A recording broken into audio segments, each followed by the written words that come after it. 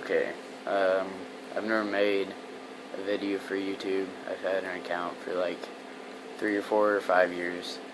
I've never made one, and maybe it's time. I haven't gotten ready for this. I haven't made my bed. I don't really give a shit what it looks like. It's like 10:30 in the morning and I didn't sleep very good last night, and it's because I have to get some of this out. Writing's not always gonna cut it. So anyways, I'm not here to explain a trip to you or explain how, said drug was acquired by said person and then consumed and said experience was experienced. I'm frankly growing tired of trip reports, although most of them can be useful and majorly useful, and the only really useful one that I've watched on DMT is this kid just sitting there, right after he's obviously taken like a huge bong rip of DMT, and it's good because he's sitting there just looking around calm, and that's kind of how DMT is. That's what it looks like on the outside.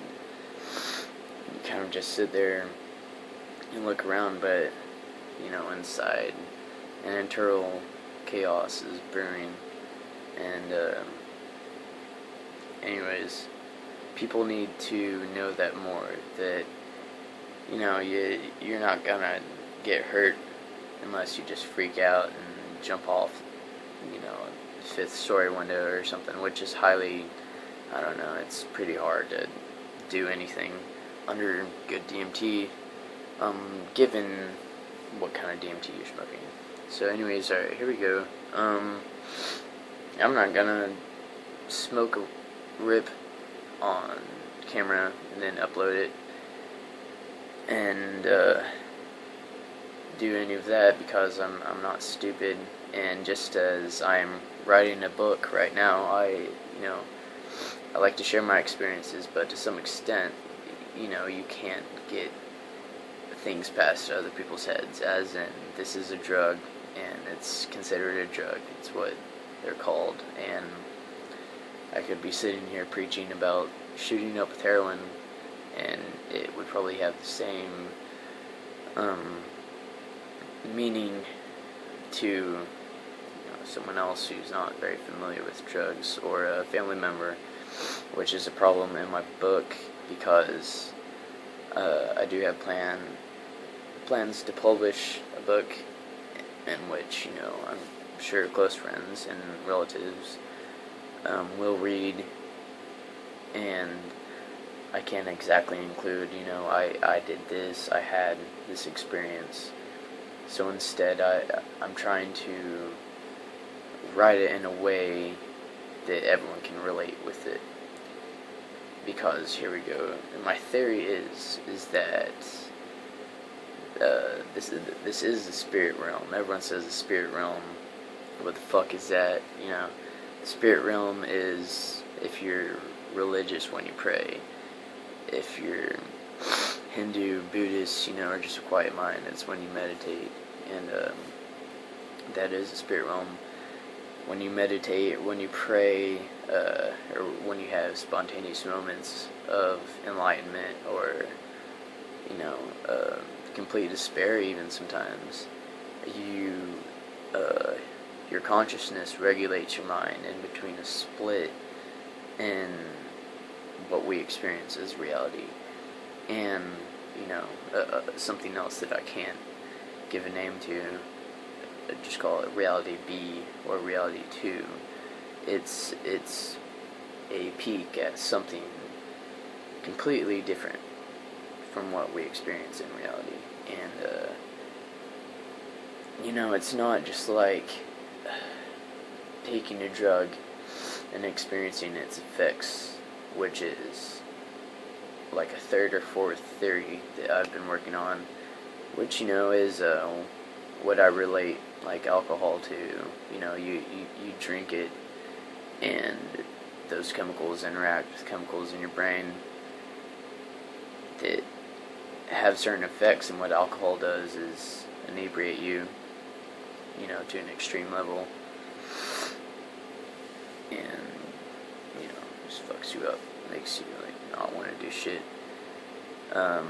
You know, same thing with weed, same thing with any drug, you know, that's what it does. They all have different effects, but this isn't a drug, it's an endogenous chemical that was, you know, synthetically pulled from a living plant.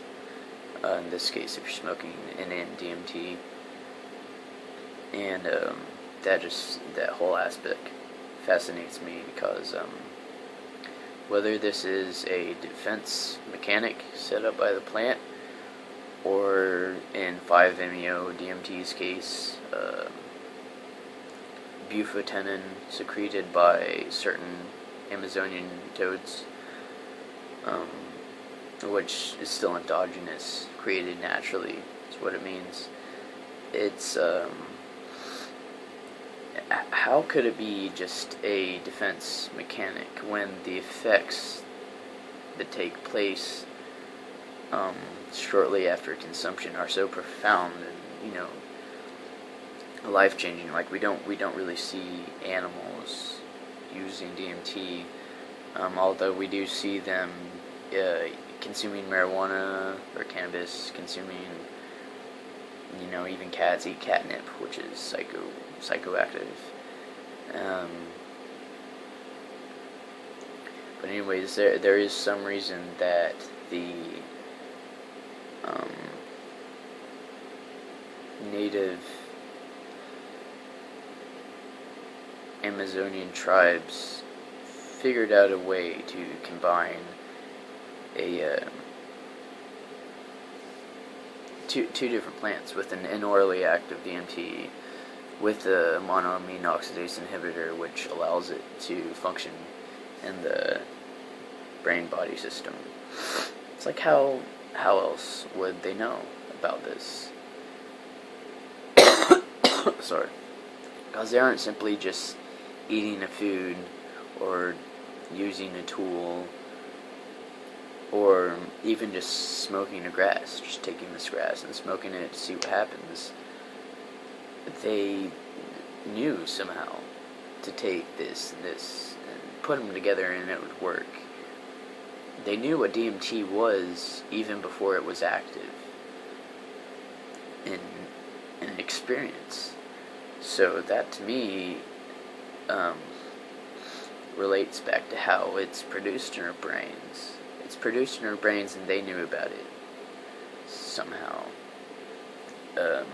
I've heard they say that, you know, Mother Ayahuasca herself told them how to make it, how to brew it, or the spirit of DMT.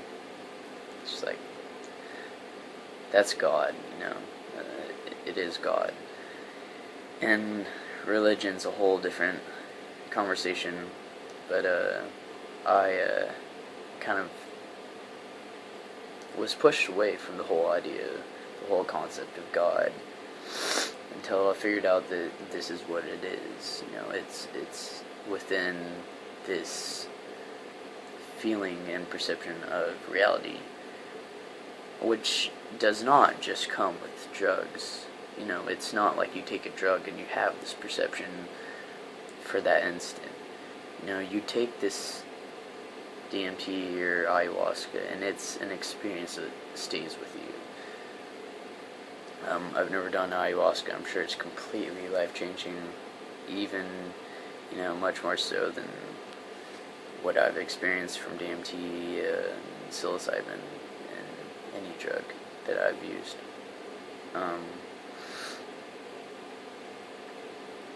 Anyway, so what I was talking about, when you dream as well as when you meditate or use psychedelic, it's taking your consciousness, it's taking your mind system and separating it, doling it out into different planes of reality. Maybe not even two, maybe more than four, more than 40. Anyways, you're completely separated among these planes, and for some reason you're there. You don't know why, but that's where you are. And this experience happens, with, like I said, with practice and deep meditation. When you go deep for like hours and you really get in heavy, that's what you feel like. Your ego is disillusioned, and you're kind of taken off on a psychedelic journey. Even after you open your eyes, it takes you a second to stand up and remember who you are, where you are, what you have to do that day, trivial things. And it's so interesting being split in between that gap, or practicing meditation every day, experiencing that type of different reality, and then coming back and having to go through that life, having that experience with you. It's a humbling thing. It's like, what if you could actually die and then come back? You'd have a completely different perception. You would notice things. You would see things differently. You would just be overall more grateful for every aspect of life. And to me, if that's what these psychedelic chemicals are bringing, how can that be a bad thing?